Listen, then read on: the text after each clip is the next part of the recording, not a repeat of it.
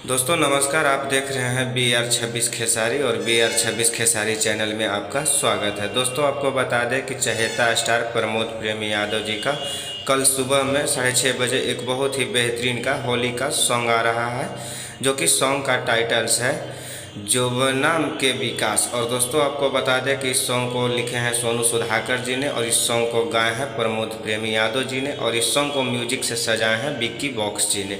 और दोस्तों आपको बता दें कि इस सॉन्ग कल सुबह सृष्टि म्यूजिक वर्ल्ड चैनल से 6:30 बजे सुबह मॉर्निंग टाइम में रिलीज कर दिया जाएगा फुल वीडियो सॉन्ग के साथ। और दोस्तों अभी इस सॉन्ग का पोस्टर रिलीज किया गया है, जो कि कल सुबह में 6:30 बजे फुल वीडियो सॉन्ग के साथ सृष्टि म्यूजिक वर्ल्ड चैनल से सॉन्ग को रिलीज कर दिया जाएगा। और दोस्तों अभी तक अगर आप लोग चैनल को सब्सक्राइब नहीं किए होंगे तो चैनल को सब्सक्राइब करके बेल आइकन को ऑल कर लीजिए, ताकि आपको भोजपुरी से जुड़ी हर अपडेट आपको सबसे पहले मिलता रहे।